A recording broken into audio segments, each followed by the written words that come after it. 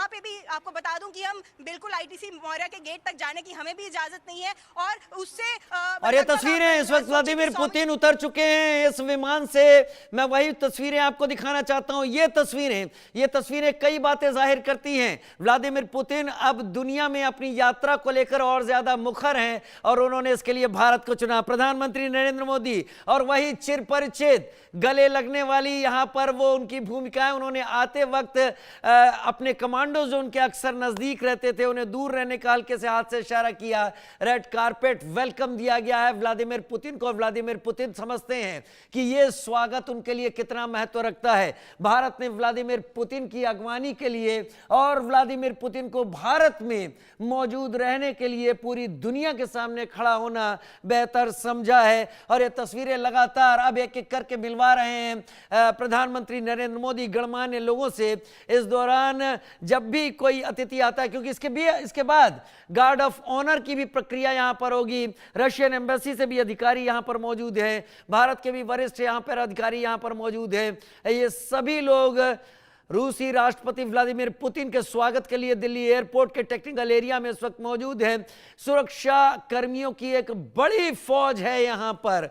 ये दोनों ही, और स्वागत भारतीय लोक कलाओं के जरिए राष्ट्रपति पुतिन का, व्लादिमीर पुतिन का भारत की लोक कलाओं के जरिए लोक कलाकार उनका स्वागत कर रहे हैं। पूरी उम्मीद है कि रशियन जो फोक ड्रेसेस हैं उसमें भी कलाकार यहां पर व्लादिमीर पुतिन का स्वागत करते हुए दिखाई पड़े। रात का अंधेरा है लेकिन भारत में भारत और रूस की दोस्ती उतनी ही तेजी के साथ चमकती हुई दिखाई पड़ रही है।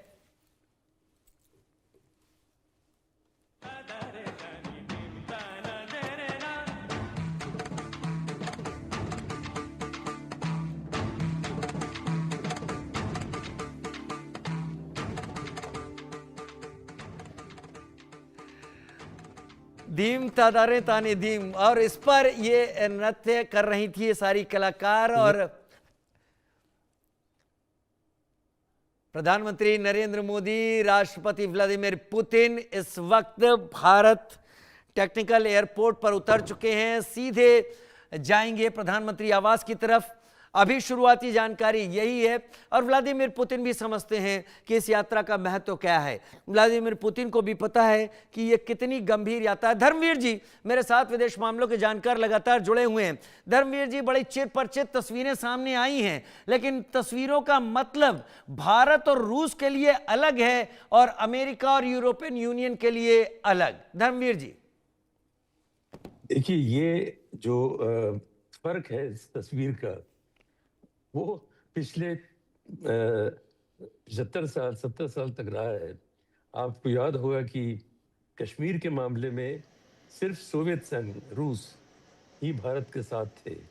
बाकी 4 परमानेंट मेंबर्स, उनकी तस्वीर अलग थी। और वो फॉर्चुनेटली आज जो हमारी राष्ट्रवादी सरकार है उसको बहुत खूबसूरती से आगे ला रहे हैं, क्योंकि आज किस हालात में भारत को रूस की ज़रूरत है, रूस को उतनी ही या उससे ज़्यादा भारत की ज़रूरत है। तो ये तस्वीर जो है सब कुछ कहती है आज कि कितने नज़दीक हैं दो देश। और पाकिस्तान या वेस्टर्न कंट्रीज़ उस वक्त भी हमारे विरुद्ध थी। बीच में एक दौर आया जब दोस्ती उन्होंने बढ़ाने की कोशिश की या दिखावट की, लेकिन आज फिर पता चल गया कि दोनों मित्र कितने घनिष्ठ मित्र हैं और इनके आपस के जो मामलात हैं वो कितने इंटीमेटली जुड़े हुए हैं। तो बिल्कुल भी इसमें कोई नई बात नहीं है, सिर्फ आगे लेके चले हैं। नया दौर है, दुनिया का नया दौर है।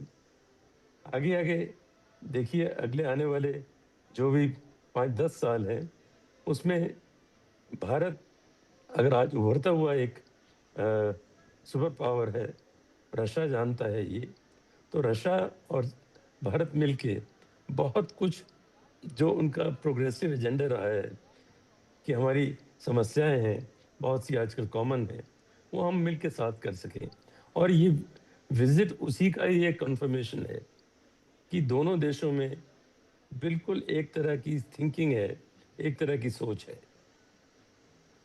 धर्मवीर सर, ये हम तस्वीरें लगातार दिखा रहे हैं क्योंकि बहुत अहम विजिट है। शायद ट्रंप एडमिनिस्ट्रेशन की भी नज़र होगी, यूके एडमिनिस्ट्रेशन की भी नज़र होगी, फ्रांस भी इस पर देख रहा होगा, यूक्रेन खास तौर पर देख रहा होगा, चीन की भी नज़र होगी और पाकिस्तान की तो नज़र होगी ही इस विजिट को लेकर, क्योंकि भारत जिस तरीके से पिछले कुछ दिनों में खड़ा रहा, साइडलाइन करने की भी कोशिशें हुई। लेकिन एक आर्टिकल इस यात्रा के पहले पेपरों में छपवाने की कोशिश हुई ब्रिटेन, फ्रांस और यूके के डिप्लोमेट्स के जरिए। क्या आप इससे समझते हैं कि दोस्ताना दौरे को विवाद में डालने की डिप्लोमेसी इस हद तक कोशिश कर सकती है, और क्या उस कोशिश का इस यात्रा पर या इंटरनेशनल रिलेशन पर कोई फर्क पड़ेगा? इस यात्रा पर तो मैं बिल्कुल कन्विंस्ड हूं कि कोई फर्क नहीं पड़ेगा। हम लोग समझते हैं जो नीति रही है डिवाइड एंड रूल, अब हम लोग एक दूसरे के साथ ही करके काम कर सकते हैं। तो इस तरह की कोई मिसअंडरस्टैंडिंग क्रिएट करनी, ये उनकी डिप्लोमेसी या डिसेप्शनल डिप्लोमेसी जिसको बोलते हैं, उसको सामने लाना। तो आज दोनों बहुत ही मैच्योर गवर्नमेंट्स हैं, दोनों राष्ट्रवादी गवर्नमेंट हैं। आप ये देखिए कि